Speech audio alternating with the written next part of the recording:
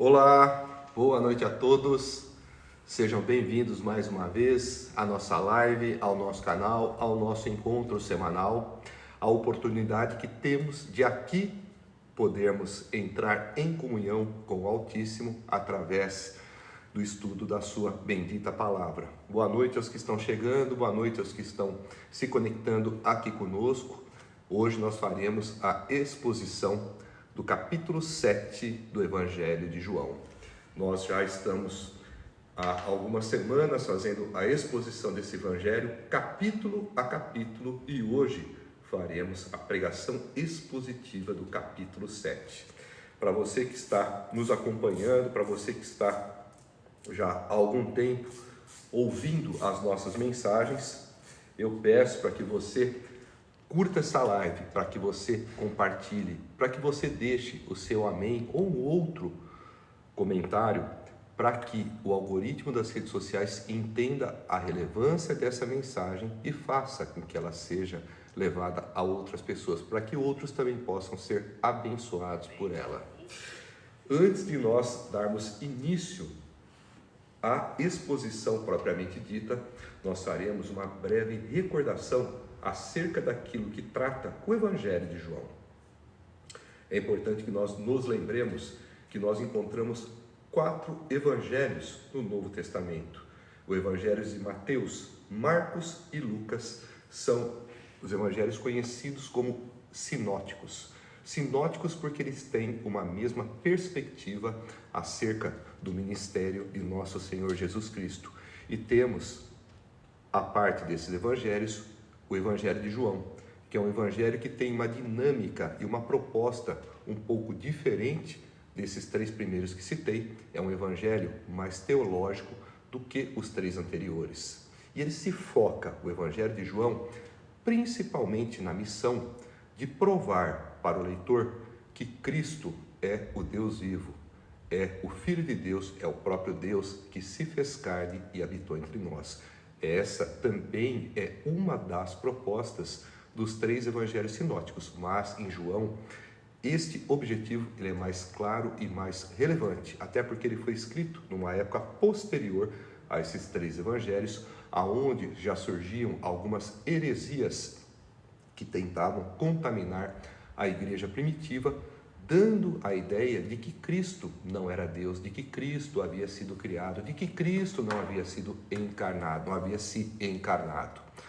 Eu não vou entrar em detalhes do nome dessas heresias e nem explicá-las individualmente, porque não é nossa proposta essa hoje, mas só para lembrá-los do porquê de João se preocupar tanto em enfatizar a divindade de Jesus, apontando para a sua natureza divina através dos seus feitos, mais até do que pelos seus ensinos, mostrando os 7 sinais, 7 atos milagrosos que só ele, sendo Deus, seria capaz de fazer. Há também as 7 autodeclarações de Jesus acerca da sua própria natureza divina, o eu sou. Mas aqui é somente uma breve lembrança daquilo que trata o Evangelho de João, para que nós tenhamos um contexto, façamos um preâmbulo antes de darmos início à nossa exposição, que é o que faremos agora. Uma boa noite aos que estão aqui conosco. Peço mais uma vez para que você curta a nossa live, compartilhe, deixe o amém ou uma outra palavra, aquilo que quiser nos comentários, para que as redes sociais entendam a relevância dessa mensagem e abençoe outras pessoas também com ela. Antes de nós começarmos, nós faremos uma oração pedindo a Deus para que nos dê a iluminação do seu Espírito Santo, para que tenhamos a devida compreensão de cada palavra que encontrarmos ao longo de cada passagem, para que o Espírito Santo também nos dê a inspiração para que possamos ter o discernimento e a condição necessária para transmitirmos aquilo que compreendemos daquilo que encontramos ao longo da nossa leitura, para que possamos edificar aqueles que nos ouvem com aquilo que vamos ensinar, com aquilo que Deus quis nos revelar através da sua santa e bendita palavra.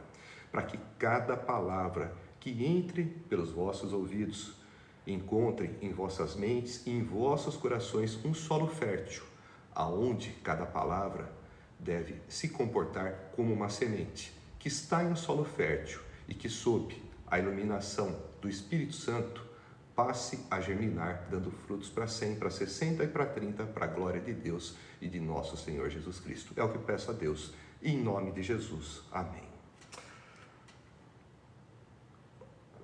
Nós vamos dar início, então, à nossa pregação expositiva do capítulo 7, fazendo a leitura da primeira perícope, ou da primeira passagem, que tem como título Jesus vai à festa das cabanas. Depois disso, Jesus percorreu a Galiléia, mantendo-se deliberadamente longe da Judéia, porque ali os judeus procuravam tirar-lhe a vida. Mas, ao se aproximar a festa judaica das cabanas, os irmãos de Jesus lhe disseram: você deve sair daqui e ir para a Judéia, para que os seus discípulos possam ver as obras que você faz. Ninguém que deseja ser reconhecido publicamente age em segredo. Visto que você está fazendo estas coisas, mostre-se ao mundo, pois nem os seus irmãos criam nele. Então Jesus lhes disse: para mim ainda não chegou o tempo certo. Para vocês qualquer tempo é certo. O mundo não pode odiá-los, mas a mim odeia, porque dou testemunho de que o que ele faz é mal. Vão vocês à festa, eu ainda não subirei a esta festa, porque para mim ainda não chegou o tempo apropriado. Tendo dito isso, permaneceu na Galiléia. Contudo, depois que os seus irmãos subiram para a festa, ele também subiu, não abertamente, mas em segredo. Na festa, os judeus o estavam esperando e perguntavam: onde está aquele homem? Entre a multidão havia muitos boatos a respeito dele. Alguns diziam: é um bom homem. Outros respondiam: não, ele está enganando o povo. Mas ninguém falava dele em público, por medo dos judeus. Essas são as palavras que nós encontramos na primeira passagem do Evangelho de João. A leitura que eu faço é na versão NVI, Nova Versão Internacional da Bíblia Sagrada. Nós vemos aqui que Jesus havia ido a uma das 3 principais festas dos judeus, conhecida como Festa das Cabanas ou Festa dos Tabernáculos. Havia a Festa da Páscoa, a Festa dos Tabernáculos, que é justamente essa, e a Festa de Pentecostes, que eram as 3 principais festas do calendário judaico, ainda na época de Jesus. E é importante que nós procuremos saber do que se trata a Festa das Cabanas ou dos Tabernáculos. Para isso, é importante que nós voltemos no tempo, na época do Êxodo, da saída do povo de Deus que estava cativo no Egito, passando pelo deserto até a terra de Canaã, a terra prometida. Durante aquele período, aquela longa peregrinação de 40 anos pelo deserto, o povo dormia em cabanas. O povo acabava tendo uma residência provisória feita por meio de tendas e ali edificavam e desmontavam essas tendas de forma nômade enquanto passavam pela areia do deserto.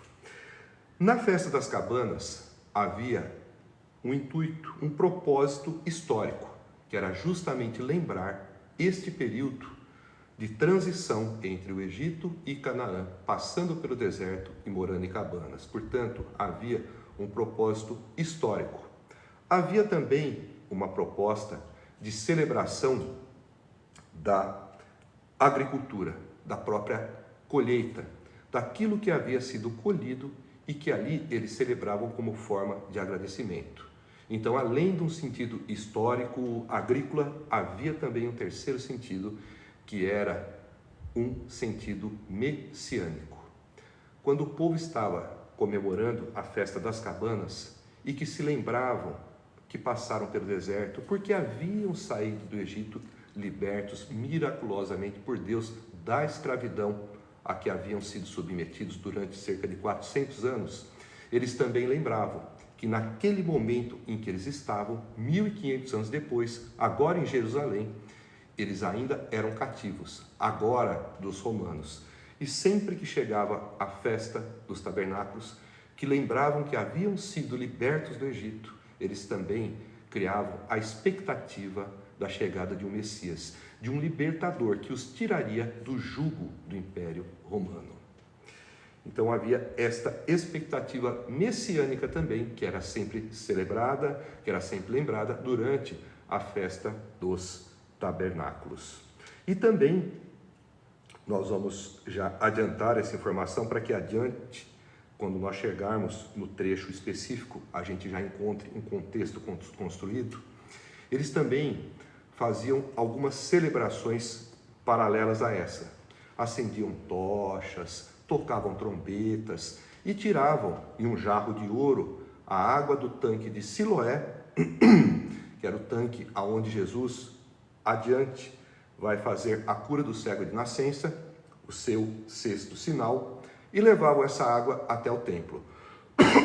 Este ato era uma lembrança da água que verteu da rocha quando o povo passava pelo deserto de Zim, peregrinando pelo deserto do Egito a Canaã, e sentiu sede, e reclamou a Moisés que não tinha água, que não tinham figos, que não tinham uvas, que não tinham cereais, e Deus fez com que a água vertesse miraculosamente da rocha e saciasse a sede do povo e também dos rebanhos. Então, era isso que significava e que se celebrava durante a festa dos tabernáculos. E nós vemos que Jesus tinha ido a essa festa.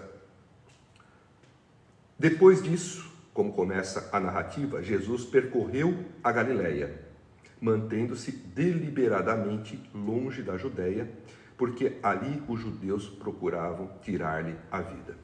Nós vemos que Jesus vai à festa, mas no início da narrativa ele ainda se encontrava na Judéia, na Galileia, que é a região onde tem Nazaré, onde tem Tiberíades, Magdala, Cafarnaum, cidades que ficam ao norte, enquanto a Judéia fica ao sul. Justamente porque Jesus já tinha uma certa fama naquela época, e isso incomodava as autoridades judaicas, os sacerdotes judaicos que já tramavam para tirar-lhe a vida. Então, por segurança, ele procurava, nesse momento de seu ministério, ficar boa parte do tempo na Galileia.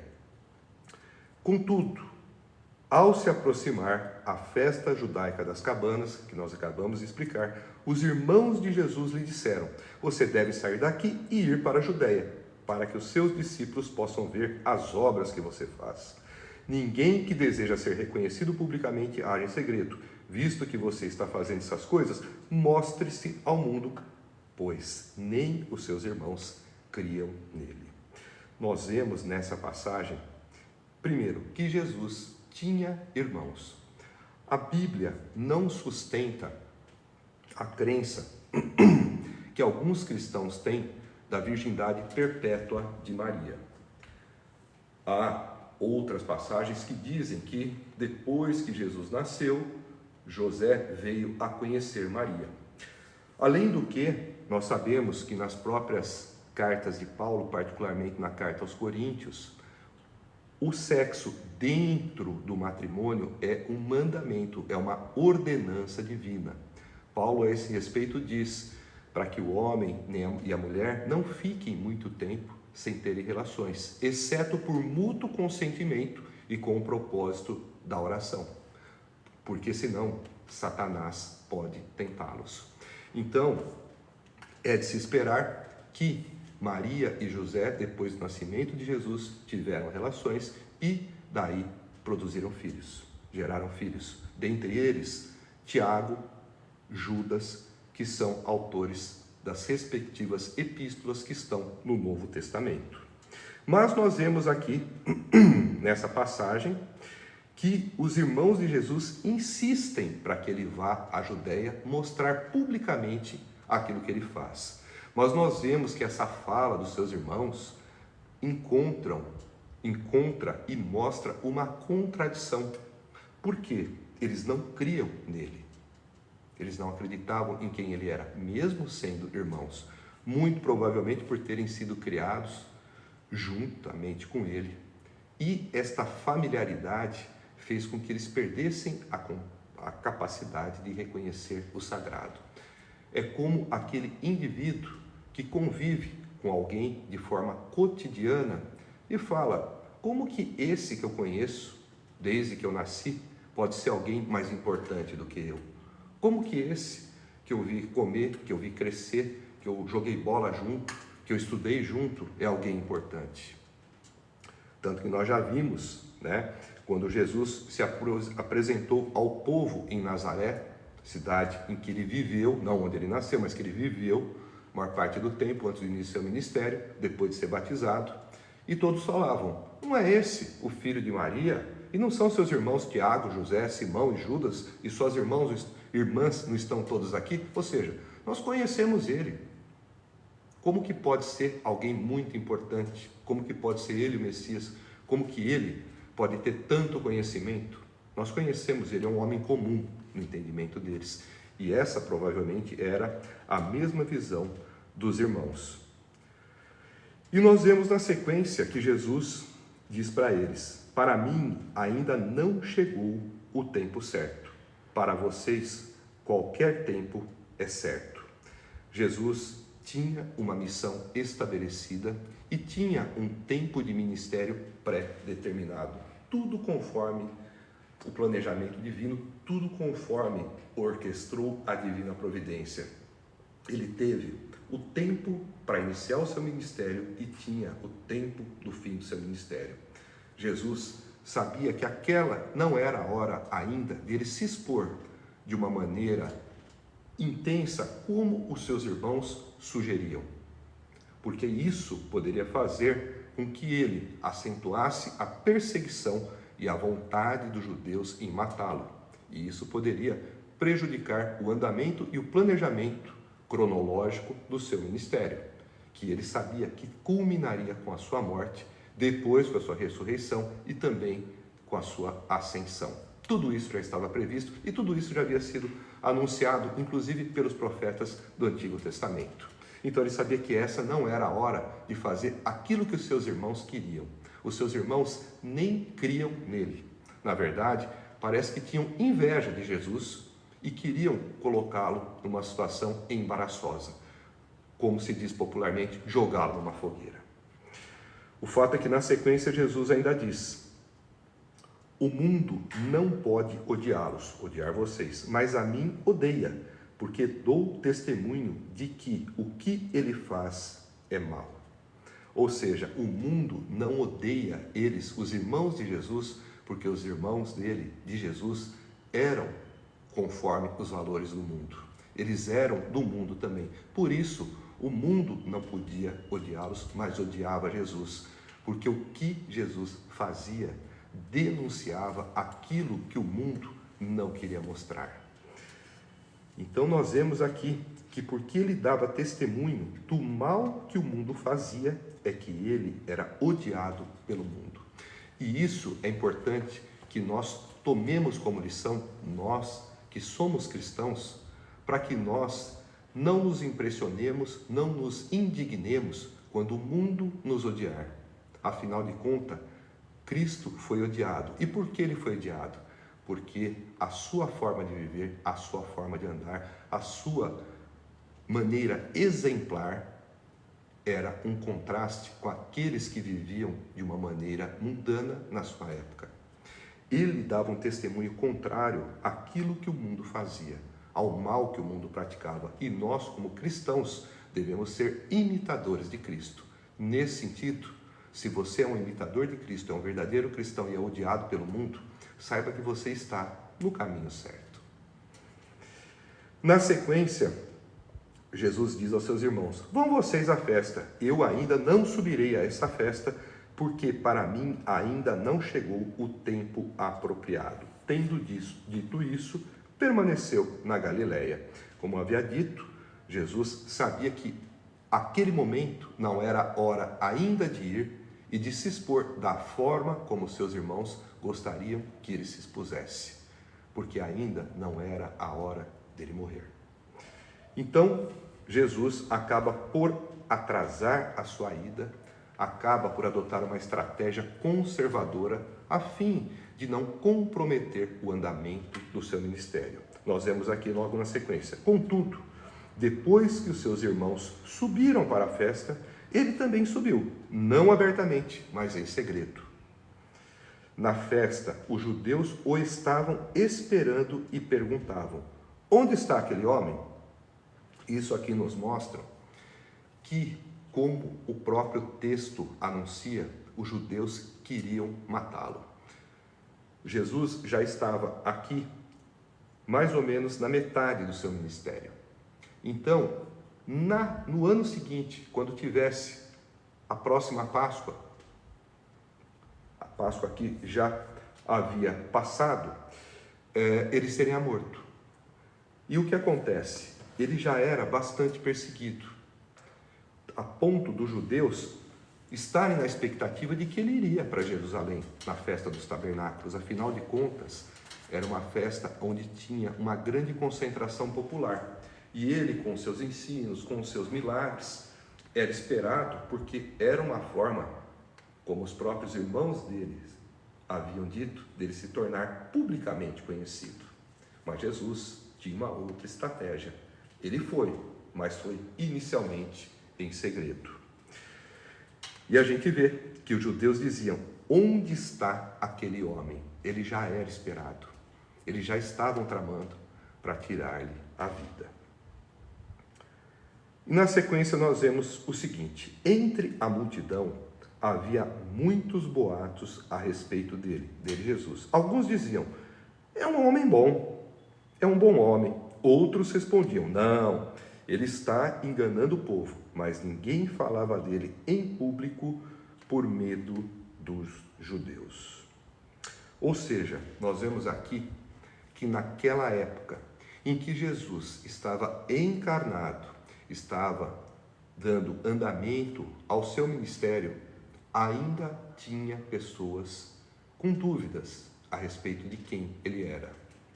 Havia pessoas que diziam que ele era um homem bom. Será que elas estavam certas? Havia pessoas que diziam que ele era um enganador. Será que elas estavam certas? Tanto umas quanto outras estavam erradas. Jesus não era um homem bom? Era muito mais que isso.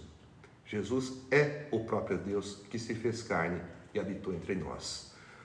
Muito mais do que um bom homem, um profeta, um ser iluminado, um avatar, um sábio, um revolucionário, um reformador social. Jesus é o próprio Deus que se encarnou para nos salvar. Então, se você não tem para si esta visão de quem é Jesus, se você acha que ele somente foi alguém que marcou a sua época pelo que ensinou, pelos milagres que fez, você está completamente equivocado. Porque crer em Jesus menos do que colocando ele na condição de Deus é não ter nele a pessoa do seu Salvador. Porque somente Deus é quem pode perdoar os seus pecados, é quem pode te deixar justificado, limpo e imaculado, sem nenhum pecado, para que você possa estar na presença de Deus quando Cristo vier nos arrebatar e nos levar para a eternidade.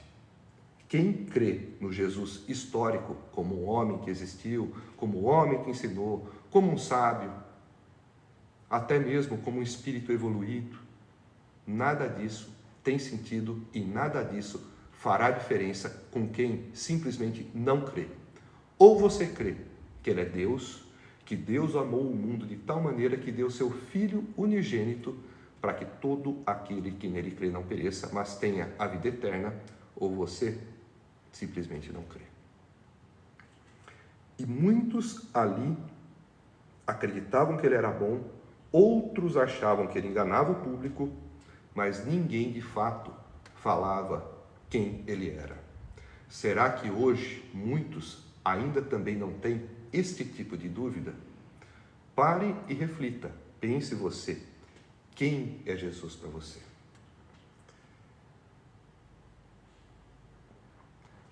Com essas palavras nós terminamos a primeira perícope do capítulo 7 de João e vamos para a segunda. A segunda passagem tem o seguinte título: Jesus ensina na festa. Quando a festa estava na metade, Jesus subiu ao templo e começou a ensinar. Os judeus ficaram admirados e perguntaram: como foi que este homem adquiriu tanta instrução sem ter estudado? E Jesus respondeu: o meu ensino não é de mim mesmo, vem daquele que me enviou. Se alguém decidir fazer a vontade de Deus, descobrirá se o meu ensino vem de Deus ou se falo por mim mesmo. Aquele que fala por si mesmo busca a sua própria glória, mas aquele que busca a glória de quem o enviou, este é verdadeiro. Não há nada de falso a seu respeito. Moisés não lhes deu a lei? No entanto, nenhum de vocês lhe obedece. Por que vocês procuram me matar-me? Você está endemoniado, respondeu a multidão. Quem está procurando matá-lo? E Jesus lhes disse: fiz um milagre, e vocês todos estão admirados. No entanto, porque Moisés lhes deu a circuncisão, embora, na verdade, ela não tenha vindo de Moisés, mas dos patriarcas, vocês circuncidam no sábado. Ora, se um menino pode ser circuncidado no sábado para que a lei de Moisés não seja quebrada, por que vocês ficam cheios de ira contra mim por ter curado completamente um homem no sábado? Não julguem apenas pela aparência, mas façam julgamentos justos. Muitos ensinamentos em uma breve passagem. Vamos iniciar a nossa interpretação. Como nós vemos pela passagem anterior, Jesus deixou que seus irmãos fossem a Jerusalém para a festa dos tabernáculos, festa das cabanas, e mais tarde ele acabou por ir também, mas em secreto. E aí nós vemos, quando a festa estava na metade, Jesus subiu ao templo e começou a ensinar. Só para a gente lembrar, essa festa ela tinha uma duração oficial de 7 dias. Flávio Joséfo, historiador judaico do século I, que fazia registros para o Império Romano, ele dizia que essa festa tinha um total de 8 dias de duração, mas o que se entendia é que no 8º dia era o momento de descanso. Então, na verdade, toda aquela ritualística e aquelas celebrações que eu descrevi no início da exposição era feita nos primeiros 7 dias, onde se celebrava o período que o povo passou nas cabanas, aonde se agradecia pelas colheitas, aonde se lembrava pela expectativa messiânica, aonde se acendiam tochas, tocavam trombetas, tiravam a água do tanque de Siloé e levavam até o templo. Isso nos primeiros 7 dias, e no 8º, historicamente falando, que se entende que havia um descanso. Então, Jesus chegou na metade da festa e começou a ensinar. Nós vemos aqui que ele ensinava no templo, aonde todos passavam e muitos paravam para ouvir.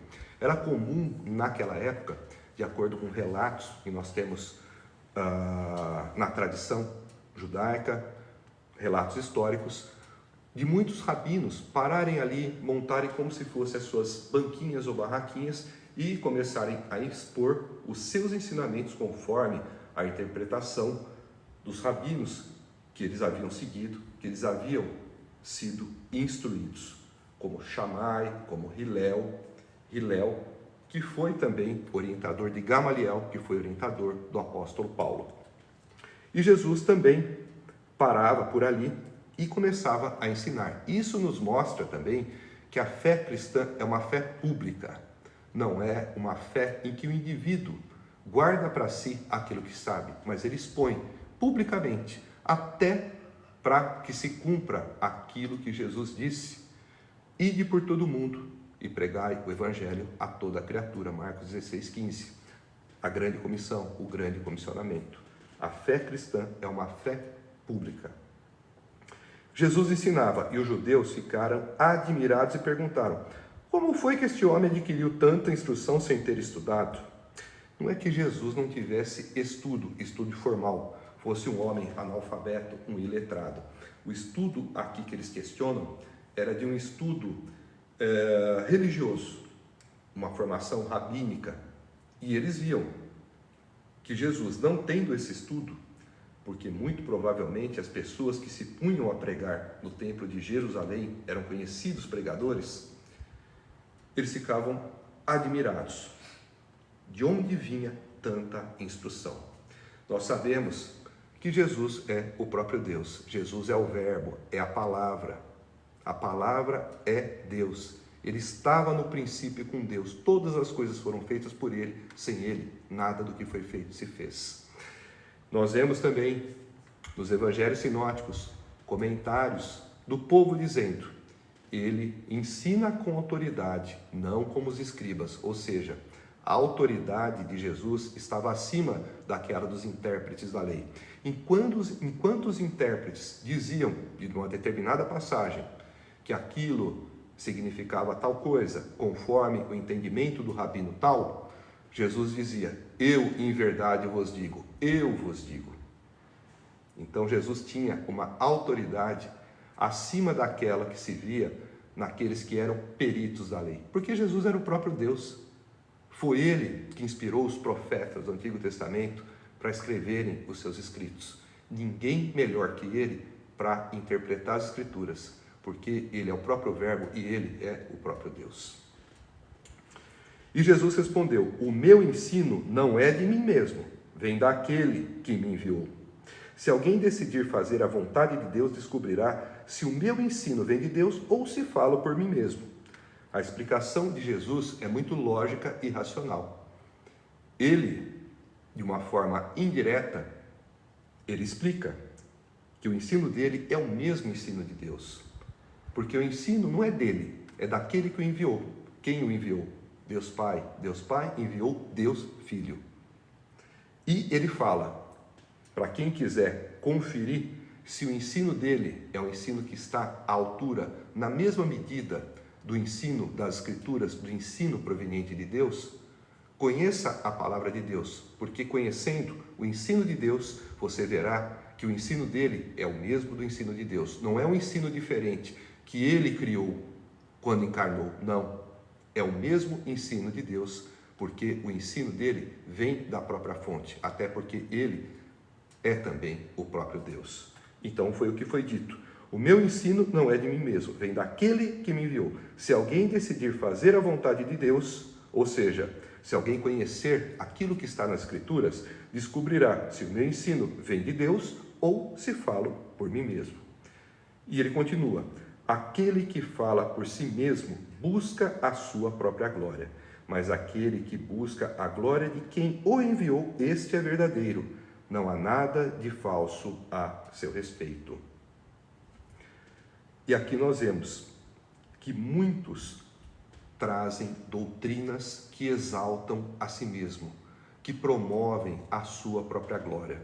Muitos se intitulam profetas, apóstolos, até mesmo enviados, e pregam as suas próprias doutrinas para exaltar os seus próprios nomes, mas não para exaltar o nome de Deus. Aquele que fala por si mesmo busca a sua própria glória, mas aquele que busca a glória de quem o enviou, este é verdadeiro.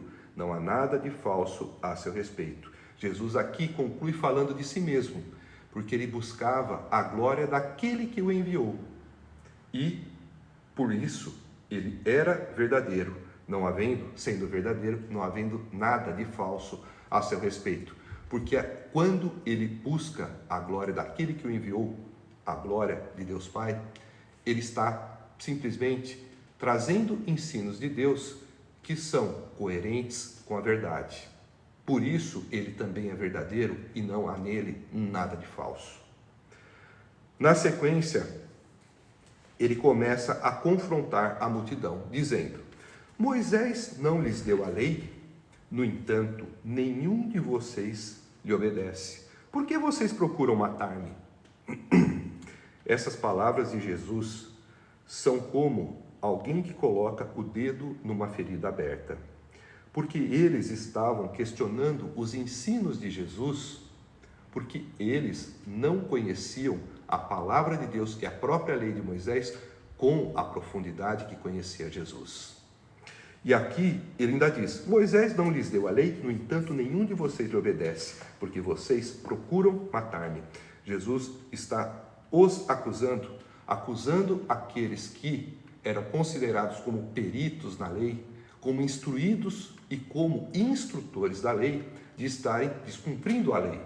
Porque se o 6º mandamento da lei de Moisés diz: não matarás, e eles estão buscando matar Jesus, eles que são peritos da lei, que tanto enfatizam a necessidade da obediência da lei, estão quebrando a lei, querendo matar Jesus.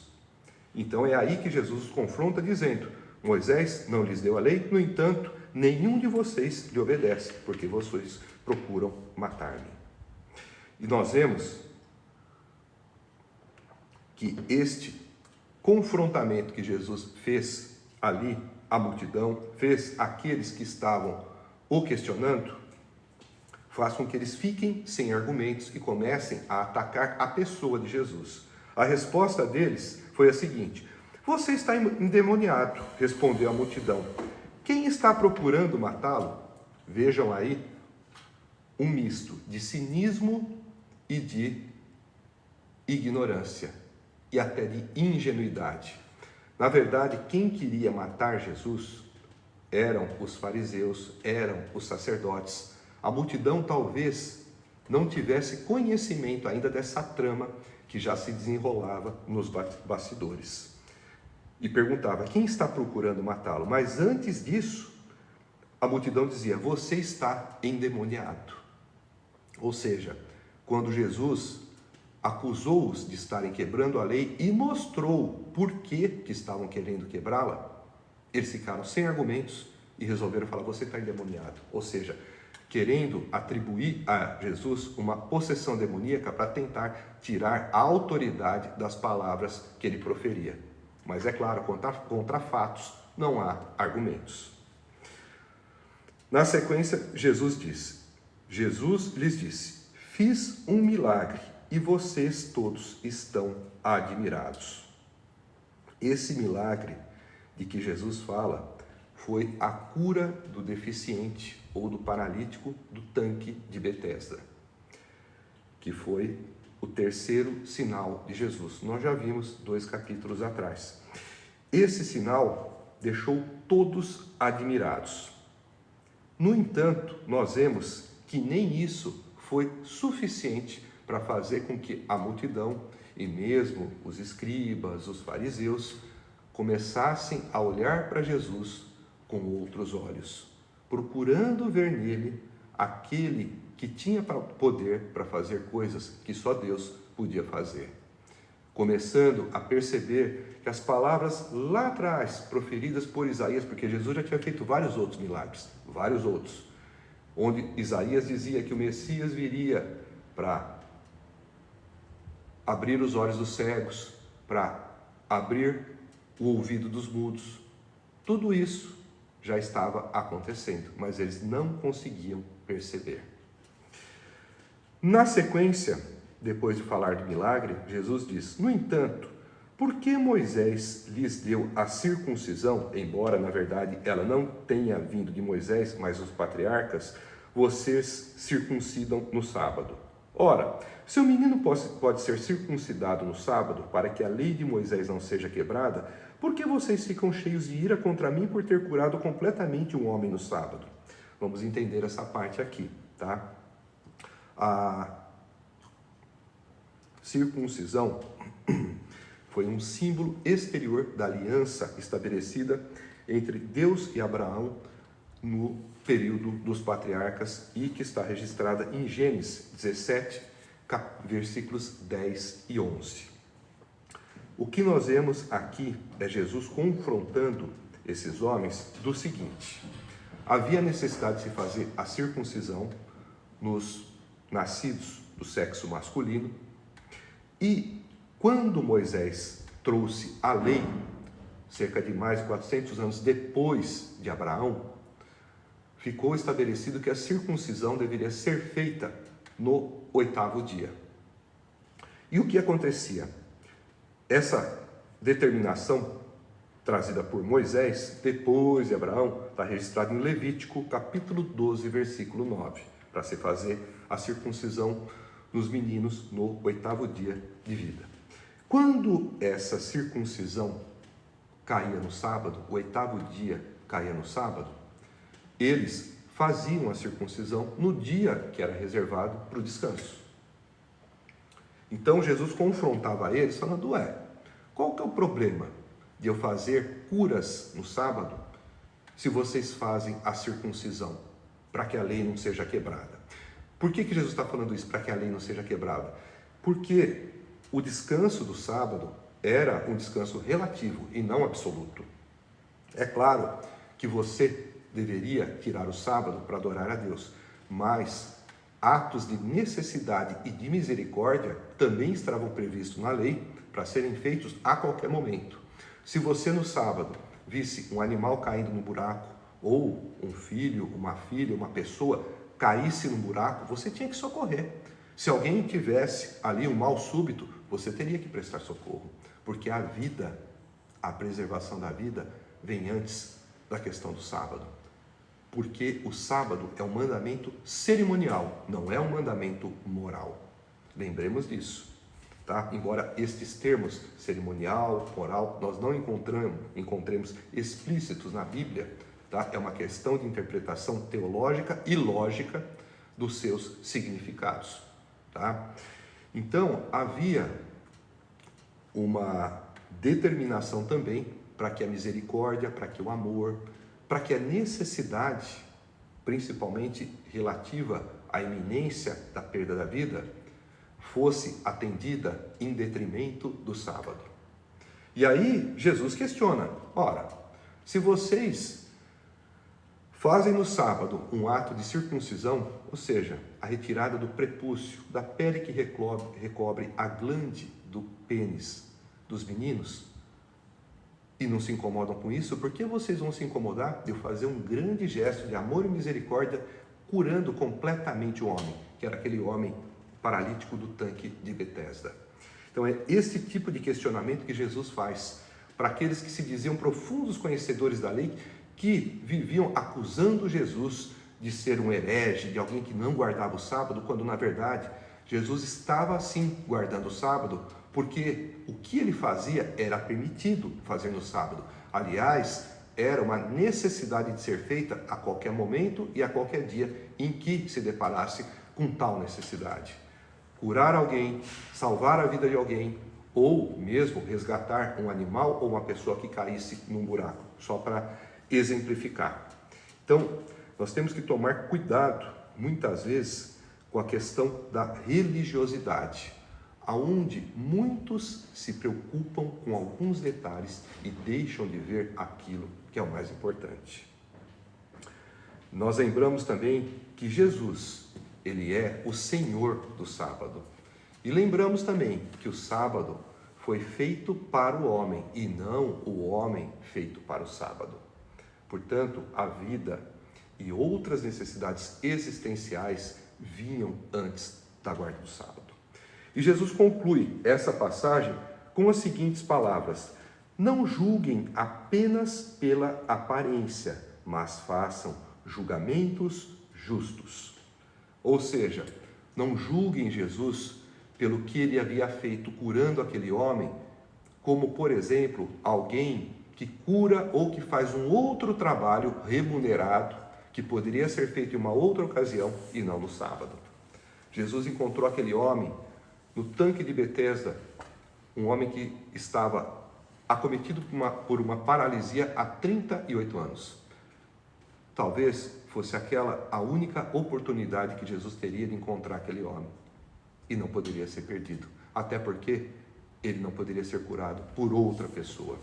Então, ele enfatiza a necessidade de não julgarmos apenas pela aparência, mas para fazermos julgamentos justos, vendo principalmente qual era a intenção daquilo que é feito, antes de emitir um juízo. E aqui é importante que nós falemos, Jesus aqui ele não proíbe de se julgar, Não julguem apenas pela aparência, mas façam julgamentos justos. Ou seja, não julgue com hipocrisia, com superficialidade, sem analisar o mérito, sem analisar a causa, mas faça um julgamento justo. E é importante que nós nos lembremos que há muitos também que pegam um versículo que está nos evangelhos sinóticos, que diz: com a medida que medirdes, serei medidos, com o juízo que julgares, sereis julgados. Para dizer, não pode julgar. Você não pode fazer nada, você não deve julgar. Não é isso. Leia os versículos seguintes, porque muitos fazem esta leitura parcial e seletiva e não veem toda a passagem. Porque Jesus diz, com a mesma medida que mede, será medido, com o mesmo juízo que julgar, será julgado. E aí depois ele fala, tira primeiro a trave que está no seu olho, para depois tirar o argueiro, o cisco que está no olho do seu irmão. Ou seja, quando você vai apontar algo em alguém, primeiro, analise se você está enxergando bem. Porque muitas vezes você vai apontar aqui, tirar o cisco do olho do outro, quando você tem um cisco, uma trave ainda maior no seu, sem poder enxergar. O que na prática isso quer dizer? Não faz sentido você apontar o pecado de alguém e você estar no mesmo pecado. Não tem cabimento um mentiroso chamar o outro de mentiroso, o que também está mentindo, se ele também mente. O adúltero acusar o outro de adultério, se ele também está em adultério. Só para exemplificar. Então, o que Jesus nos proíbe é de fazer um julgamento hipócrita. É de fazermos um julgamento onde nós não olhamos primeiro a nossa condição e vamos, primeiramente, apontar o outro.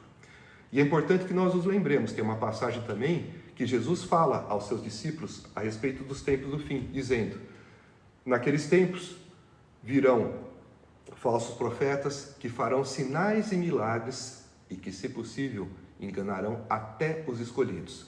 E aí os discípulos perguntam, e como é que a gente vai saber quem eles são? E aí Jesus responde, pelos seus frutos os conhecereis. Ou seja, você precisa analisar o que a pessoa faz e isso implica em julgamento. Julgamento não no sentido condenatório, mas no sentido de ter discernimento para saber se aquilo que está sendo feito está certo, se aquilo que é dito como vindo de Deus é realmente de Deus, ou se é uma doutrina humana, ou se é algum ensinamento criado pelo homem.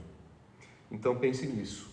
O julgamento é necessário para podermos separar o joio do trigo, o certo do errado, mas não para trazer condenação. E se aquele que você analisa está fazendo algo errado, você deve, por uma questão amorosa, por uma questão de preocupação, com delicadeza, chamar a atenção. Chama em particular, conversa, para que o indivíduo possa muitas vezes tomar ciência do equívoco em que ele está caindo, para que ele possa sair do pecado e não permanecer nessa condição que traz condenação, que traz consequências, que traz sofrimento. Mas faça isso com amor.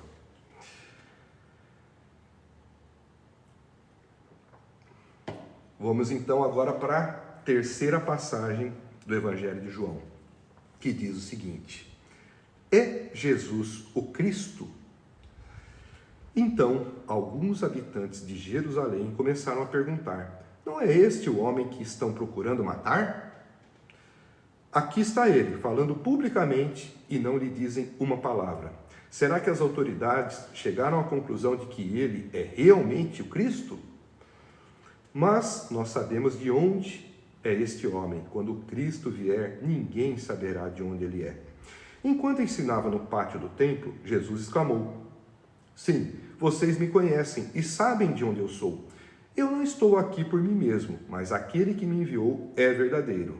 Vocês não o conhecem, mas eu o conheço porque venho da parte dele e ele me enviou. Então tentaram prendê-lo, mas ninguém lhe pôs as mãos porque a sua hora ainda não havia chegado. Assim mesmo, muitos dentre a multidão creram nele e diziam, quando o Cristo vier, fará mais sinais milagrosos do que esse homem fez? Os fariseus ouviram a multidão falando essas coisas a respeito dele. Então, os chefes dos sacerdotes e os fariseus enviaram guardas do templo para o prenderem. Disse-lhes Jesus: estou com vocês apenas por pouco tempo e logo irei para aquele que me enviou. Vocês procurarão por mim, mas não me encontrarão. Vocês não podem ir ao lugar onde eu estarei. Os judeus disseram uns aos outros: aonde pretende ir este homem, que não o possamos encontrar? Para onde vive o nosso povo, espalhando entre os gregos, a fim de ensiná-lo? O que ele quis dizer quando falou: vocês procurarão por mim, mas não me encontrarão, e vocês não podem ir ao lugar onde eu estarei? No último e mais importante dia da festa, Jesus levantou-se e disse em alta voz: se alguém tem sede, venha a mim e beba. Quem crer em mim, como diz a Escritura, do seu interior fluirão rios de água viva. Ele estava se referindo ao Espírito, que mais tarde receberiam os que nele crescem. Até então, o Espírito ainda não tinha sido dado, pois Jesus ainda não fora glorificado. Ouvindo as suas palavras, alguns dentre o povo disseram: certamente este homem é o profeta.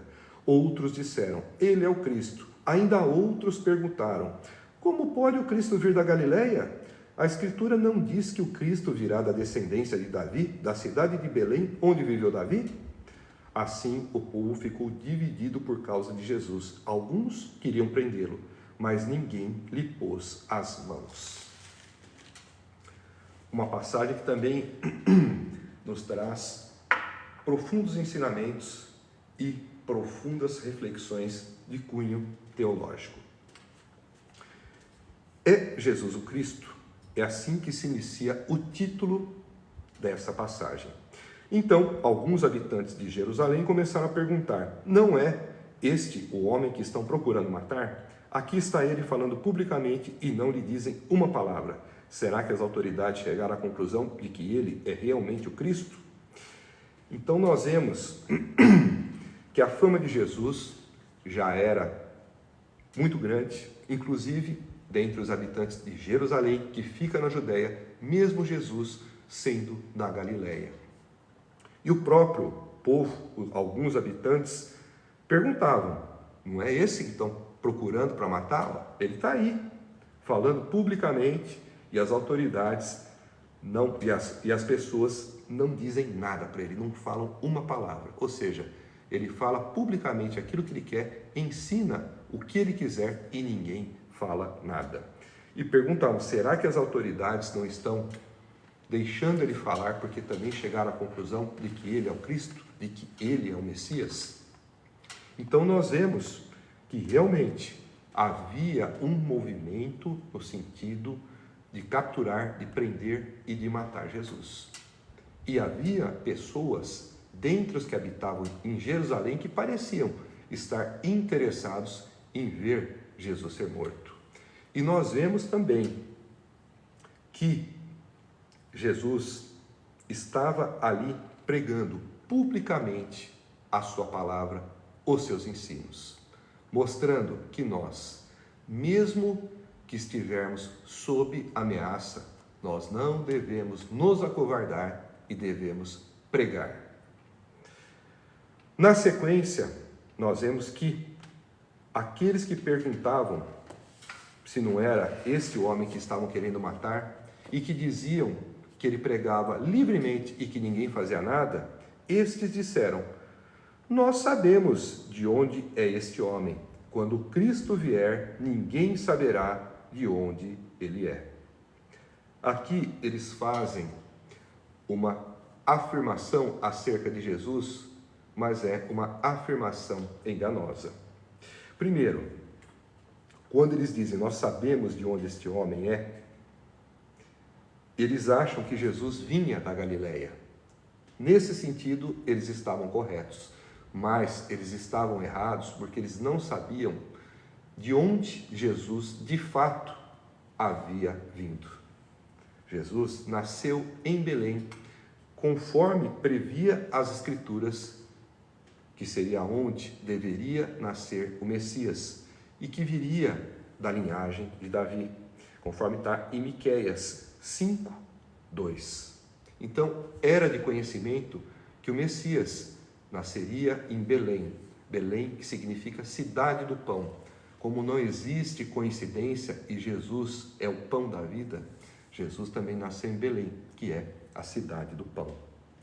E eles dizem que nós sabemos de onde é este homem e quando o Cristo vier, ninguém saberá de onde ele é. Aqui é um outro equívoco, porque todos sabiam, conforme a profecia de Miqueias dizia, que o Cristo viria de Belém, da descendência de Davi. Mas havia uma tradição entre um grupo de judeus que acreditavam que ninguém saberia de onde viria o Messias. Alguns acreditavam, inclusive, que ele seria reconhecido porque ele pularia do pináculo do templo, do lugar mais alto, do muro do templo, e a partir dali ele seria reconhecido. Por isso, inclusive, que Satanás, em uma das suas tentações, tentou persuadir Jesus a pular do pináculo do templo para que os anjos o tomassem nos braços. Foi uma forma de fazer com que Jesus fosse tentado e colocasse, inclusive, em xeque aquilo que estava prometido nos Salmos, que os anjos o tomariam nas mãos. Ou seja, Jesus respondeu naquela ocasião a Satanás para que não testasse o Senhor, para que a palavra de Deus não fosse colocada em xeque, em prova, porque não era necessário. Ele não precisava pular para saber que os anjos iriam. Se está dito, como estava em um dos salmos, que eles iriam, aquilo já basta. O fato é que Satanás tinha ali também o conhecimento do que esse grupo de judeus tinha de entendimento de que o Messias seria reconhecido porque pularia do pináculo do templo e seria resgatado pelos anjos. Então, também não há aí uma coincidência, mas ao contrário, um planejamento para tentar trazer um engano. Então eles diziam que ninguém saberia de onde o Cristo viria, o que as Escrituras mostram que não é verdade, como já havia sido anunciado em Miqueias 5:2. Enquanto ensinava no pátio do templo, Jesus exclamou: "Sim, vocês me conhecem e sabem de onde eu sou. Eu não estou aqui por mim mesmo, mas aquele que me enviou é verdadeiro. Vocês não o conhecem, mas eu o conheço porque venho da parte dele e ele me enviou." Aqui é Jesus fazendo uma referência à sua dupla natureza. Sim, vocês me conhecem e sabem de onde eu sou. Ou seja, vocês me conhecem e sabem que eu vim da Galileia. E aí na sequência ele completa: eu não estou aqui por mim mesmo, mas por aquele que me enviou, eu não estou aqui por mim mesmo, mas aquele que me enviou é verdadeiro. Vocês não o conhecem, mas eu o conheço, porque venho da parte dele e ele me enviou. Quem é verdadeiro e quem foi que o enviou? E quem é aquele de quem Jesus vem da parte dele? É a figura de Deus, a figura de Deus Pai. Então Jesus aqui explica para eles que eles conhecem Jesus por conta daquilo que a sua natureza humana mostra, que ele era um homem vindo de Nazaré, mas eles não o conheciam na sua essência, na sua profundidade, porque eles também não conheciam aquele que o enviou, porque eles não conheciam a Deus. E ele, Jesus, é o próprio Deus. Eles não conheciam aquele que enviou Jesus, porque se conhecessem, também reconheceriam Deus na própria pessoa de Jesus. Na sequência, diante dessas palavras, nós vemos que tentaram prender Jesus, mas ninguém lhe pôs as mãos, porque a sua hora ainda não havia chegado. Nós vemos aqui que tudo tem um cronograma, que o tempo de Deus é diferente do tempo dos homens. Como não havia chegado a sua hora, ninguém lhe pôs as mãos. Jesus estava aqui cumprindo com a sua missão, em cumprimento do seu ministério.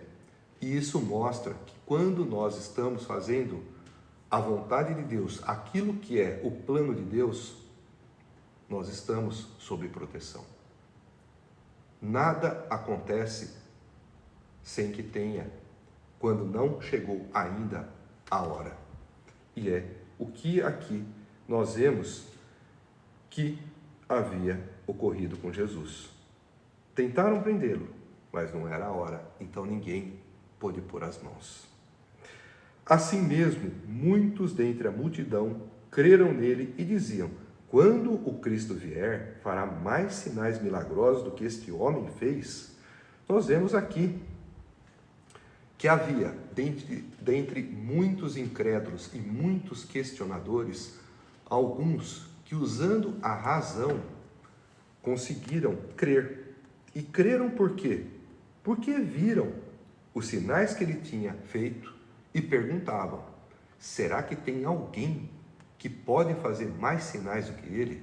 Será que quando o Cristo vier, fará sinais miraculosos maiores do que os que ele faz? Ou seja, estavam ali tirando uma medida de Jesus, da sua grandiosidade, a partir do próprio tamanho dos seus milagres. E estavam certos quando colocavam a seguinte pergunta: será que alguém, o tal do Cristo, vai fazer coisas maiores do que esse homem faz? Ou seja, será que ele mesmo não é o Cristo por aquilo que ele faz, por tudo o que ele já fez, pelos sinais miraculosos que ele foi capaz de realizar?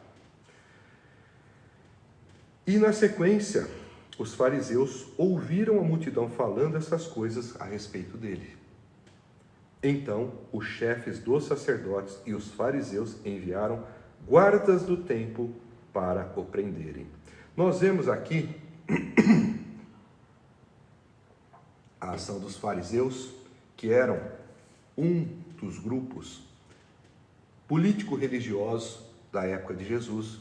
Só para que a gente ilustre esse período, esse contexto, haviam os fariseus, haviam os saduceus, haviam os herodianos, haviam os zelotes, haviam os essênios. Esses eram os principais partidos político-religiosos dos tempos de Jesus. Não vou aqui esmiuçar o que cada um tinha de característica de particularidade, mas os fariseus eram influentes política e religiosamente. E eles estavam ali, ouvindo aquelas coisas da multidão, que começava a questionar se Jesus realmente não era o Cristo por tudo que ele já vinha fazendo e tinha feito, e se incomodavam. E nós vemos que eles mandaram os guardas do templo para ir prendê-lo. Não eram guardas, não eram membros do exército romano. Quem queria prender Jesus eram as autoridades judaicas. Eles usavam os guardas do templo, que estavam sob a autoridade deles. Então, a iniciativa inicial de prender Jesus, e até mesmo com o intuito de matá-lo, vinha dos judeus, não eram dos romanos. E disse-lhes Jesus: estou com vocês apenas por pouco tempo, e logo irei para aquele que me enviou. Vocês procurarão por mim, mas não me encontrarão. Vocês não podem ir ao lugar onde eu estarei. Nós vemos nessa passagem que Jesus, nessas palavras, expõe a sua presciência, o seu conhecimento acerca do seu destino. Ele sabe que vai voltar para aquele que o enviou. Ele vai voltar para o Pai. E quando ele vai voltar para o Pai? Quando ele ascender aos céus. Aqui Jesus já fazia um preâmbulo daquilo que estava por vir no ano seguinte: a sua morte, a sua ressurreição e a sua ascensão. Estou com vocês apenas por pouco tempo, por mais ou menos um ano, ou até um pouco menos, e logo irei para aquele que me enviou. Ou seja, morre, ressuscita e depois de 40 dias ascende aos céus. Vocês procurarão por mim, mas não me encontrarão. Vocês não podem ir ao lugar onde eu estarei. Isso é muito profundo. Vocês não podem ir para o lugar onde eu estarei. Nós vemos no Evangelho de João, que nós estamos expondo aqui, no capítulo 3, que Jesus teve uma conversa com um fariseu chamado Nicodemos. E nessa conversa, dentre muitas coisas, ele disse: quem não nascer de novo não pode ver o reino de Deus. Esses que estavam aqui não tinham nascido de novo, nem fé eles tinham para ter um gatilho para que este novo nascimento se iniciasse. Nós sabemos que todo aquele que nele crê não perece, mas tem a vida eterna. Nós sabemos que a salvação é pela graça por meio da fé, e isso não é algo que vem de nós, é dom de Deus. Não somos salvos pela obra para que não nos gloriemos. Efésios 2, versículos 8 a 9. Esses homens não tinham fé e não tinham nascido de novo. Por isso, não podiam ir para o lugar para onde Jesus estaria, para onde ele iria junto do Pai. Na sequência, nós vemos que os judeus disseram uns aos outros: aonde pretende ir esse homem que não o possamos encontrar? Para onde vive o nosso povo espalhado entre os gregos a fim de ensiná-los? O que ele quis dizer quando falou: vocês procurarão por mim, mas não me encontrarão, e vocês não podem ir ao lugar onde eu estarei? Nós vemos aqui uma completa falta de discernimento da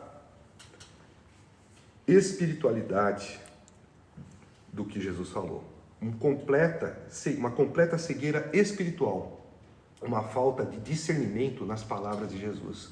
Eles faziam uma interpretação literal e eles não conseguiam entender o sentido alegórico, metafórico, parabólico do que Jesus falava, falando acerca da sua ascensão, da sua volta para aquele que o enviou, para a volta para o lugar onde ele já estava, de onde ele provinha. Ele volta para o reino de Deus, de onde ele veio. Ele volta para aquele que o enviou. E eles não tinham a menor ideia do que Jesus falava. Eles imaginavam que Jesus, ao invés de ascender aos céus e voltar de onde havia saído, ele iria pregar entre os que estavam na dispersão, na diáspora, que estavam entre os gregos, entre o povo de Deus, os judeus que haviam se espalhado pelo Império Romano. Eles não conseguiam entender o que Jesus de fato estava falando.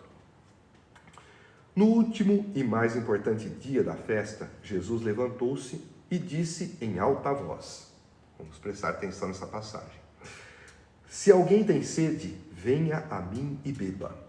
Quem crer em mim, como diz a Escritura, do seu interior fluirão rios de água viva.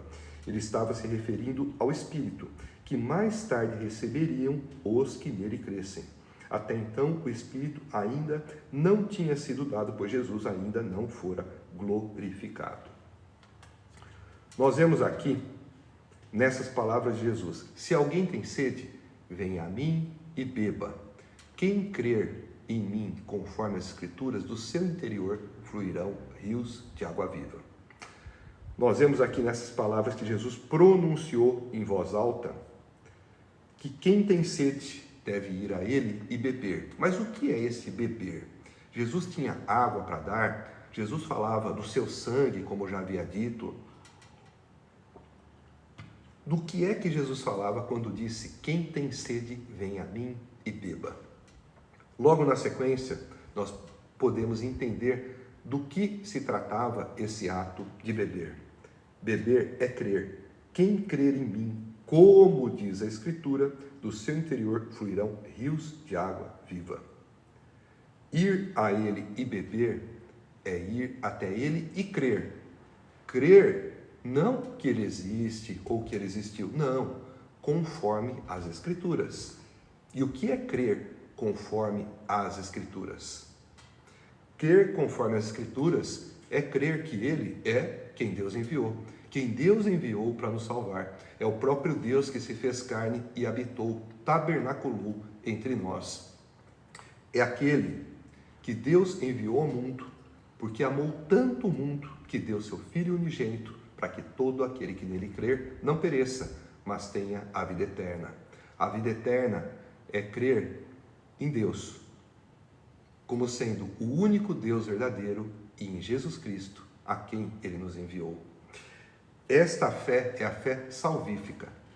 É crer que Jesus, sendo o próprio Deus que se encarnou, é quem tem autoridade para perdoar os nossos pecados. Quando a ele nos confessamos, nos arrependemos, somos perdoados, ficamos justificados, limpos e imaculados, como se nunca tivéssemos pecados.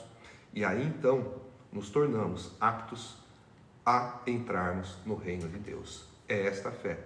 Crer que Jesus é o próprio Deus, é o nosso Salvador, é o nosso Senhor e é quem pode nos redimir, nos purificar dos nossos pecados. Menos do que isso, não serve essa fé. Então, ir até Jesus com sede e beber é crer nele conforme as Escrituras. E a consequência disso, conforme está dito aqui, é que do seu interior fluirão rios de água viva. Rios de água viva.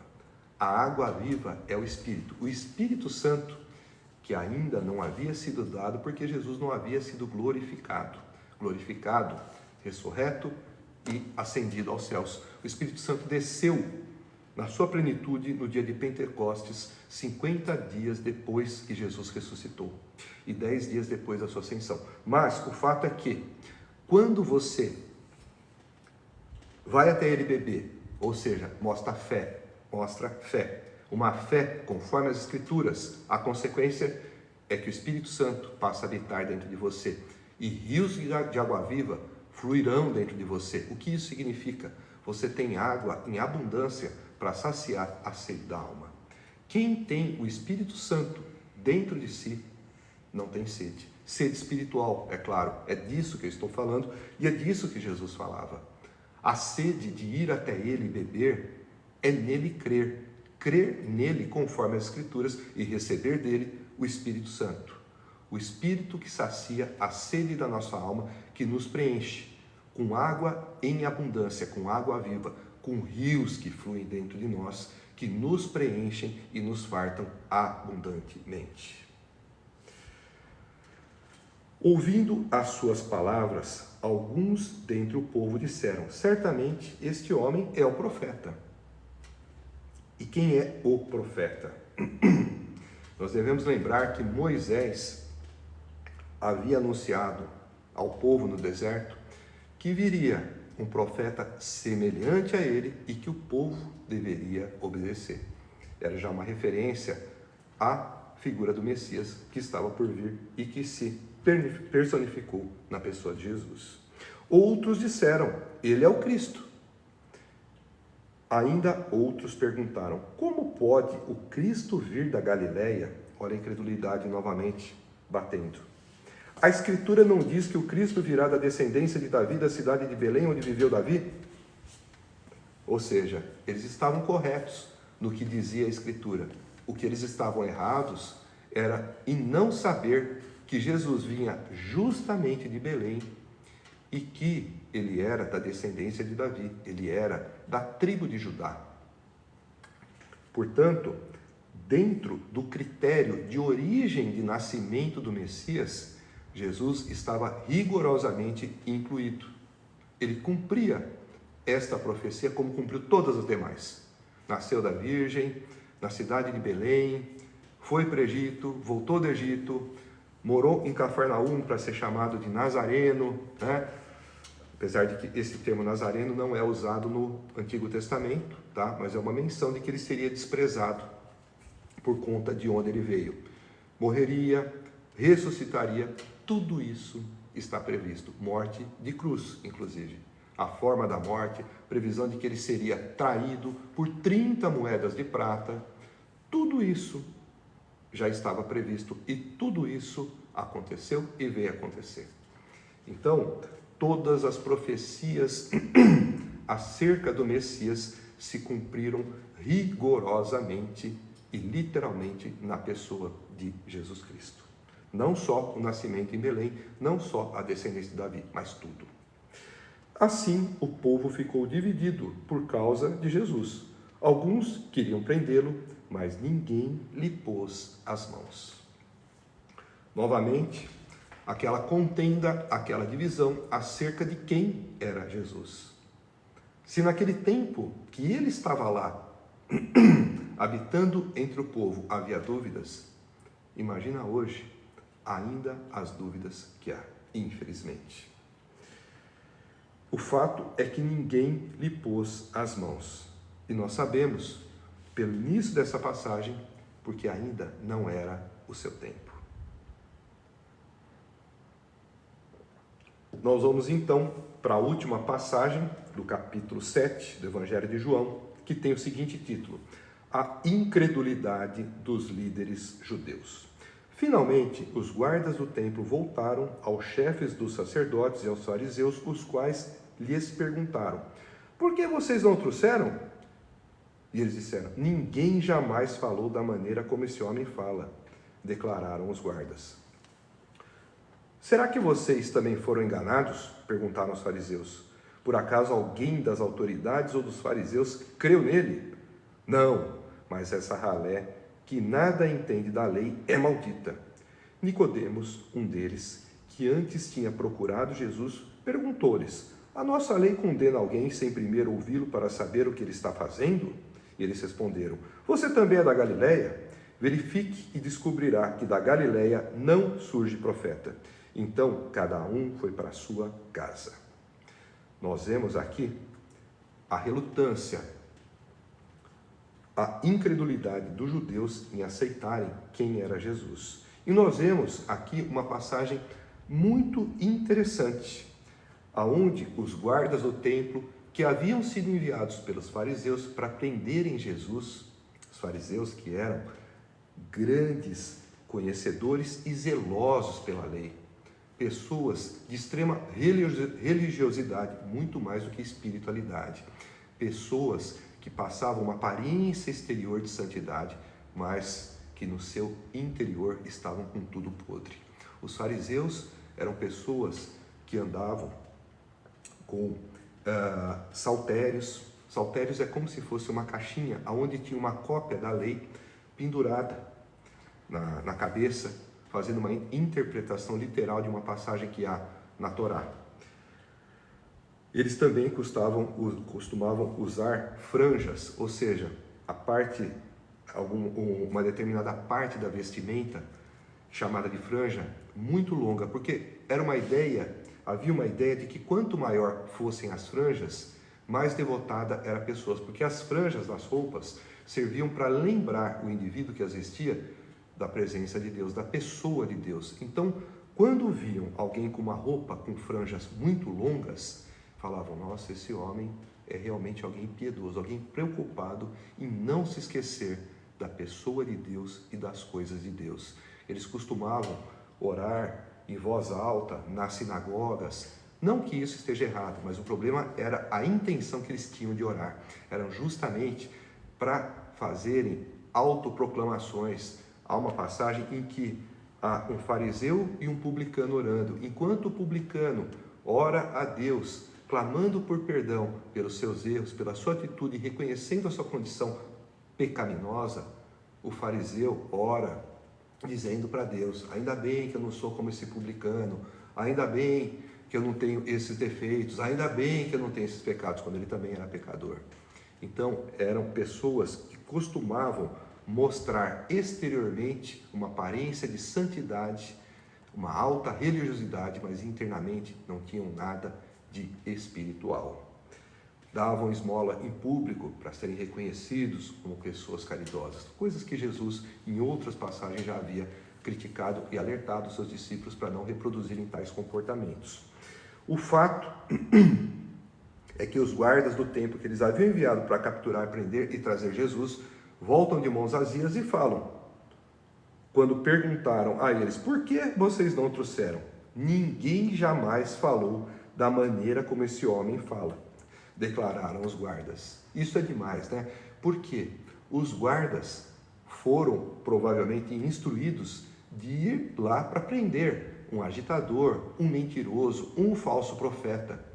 E eles acabaram ficando admirados e impressionados com aquilo que Jesus falava, a ponto de dizer: nunca ninguém jamais falou da maneira como esse homem fala.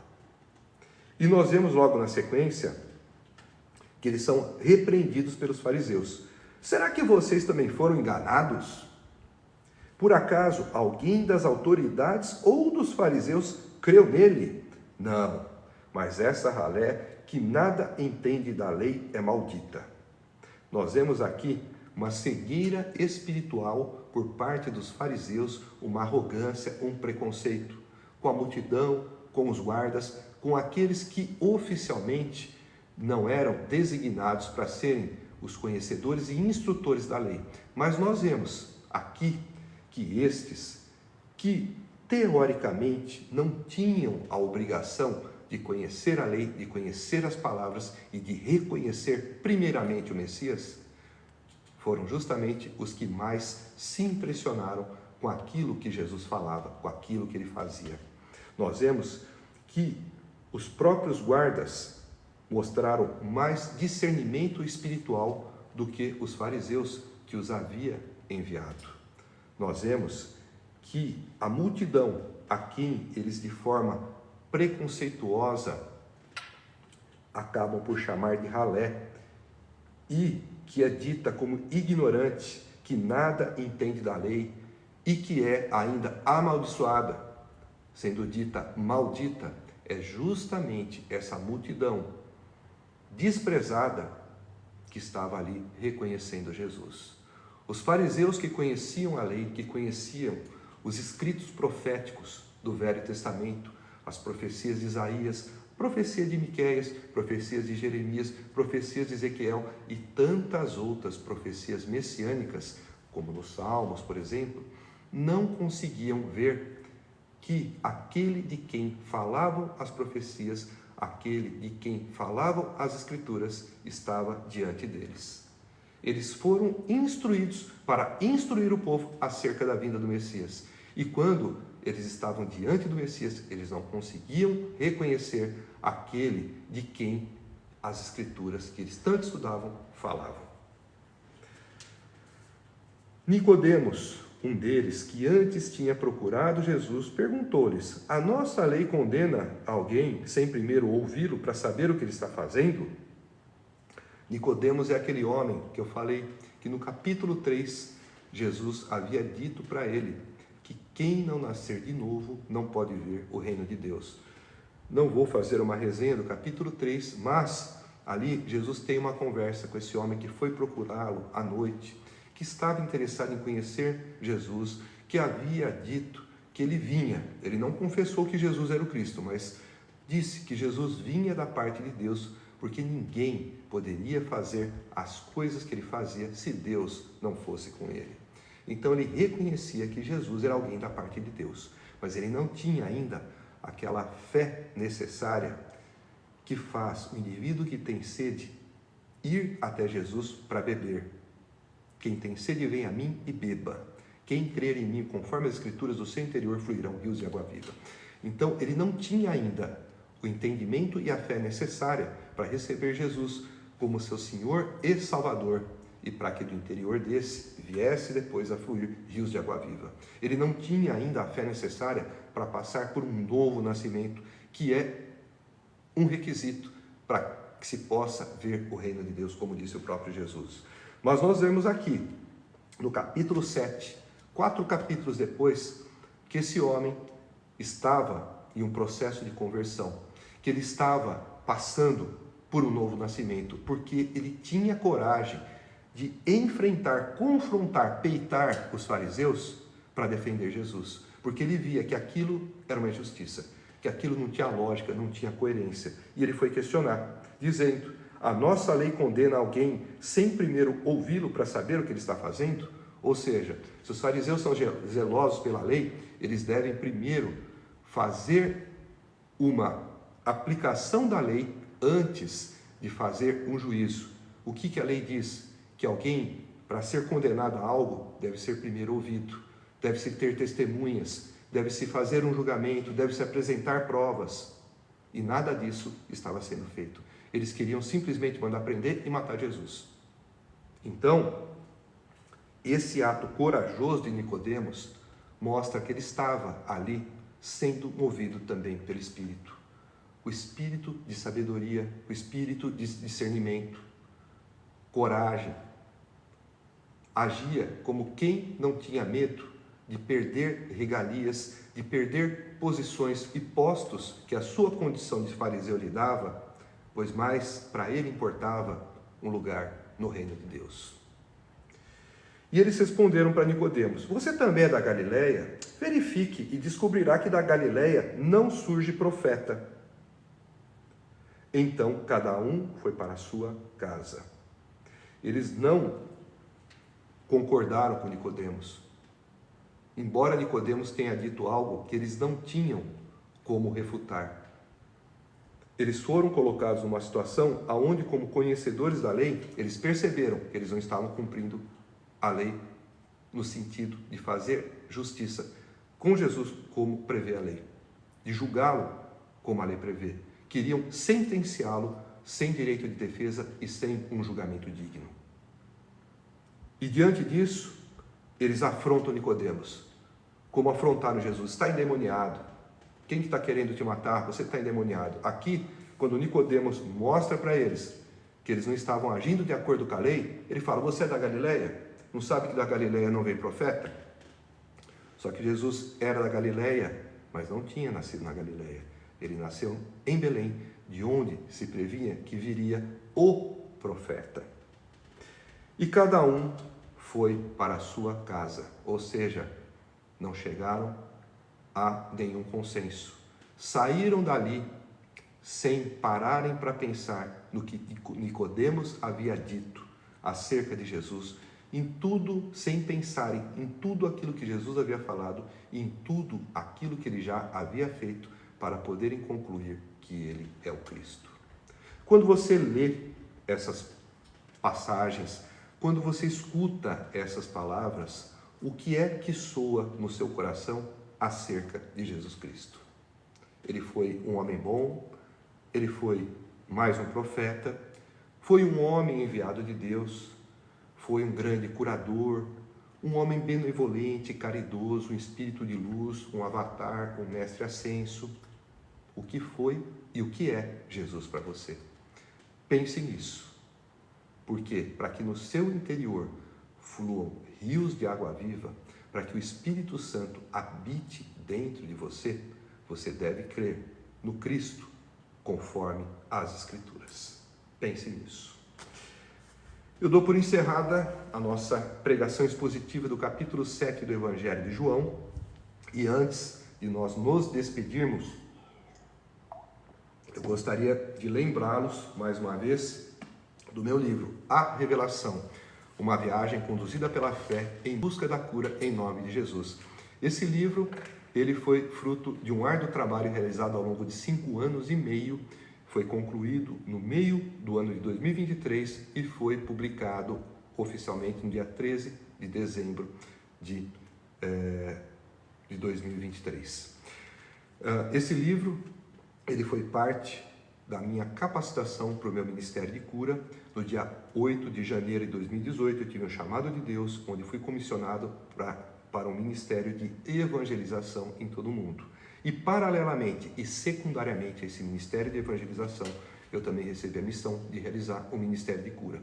E para a capacitação do meu Ministério de Cura, eu tive a oportunidade de fazer diversas vivências no mundo espiritual, por arrebatamentos em espírito, ou como alguns costumam chamar, através de viagens astrais, aonde aprendi do que a nossa alma é constituída, como que ela interfere no funcionamento do nosso corpo material. Aprendi por que os maus sentimentos podem nos fazer adoecer. Aprendi como que os bons sentimentos, as orações, as cores, as notas musicais podem nos trazer saúde e nos ajudar a curar.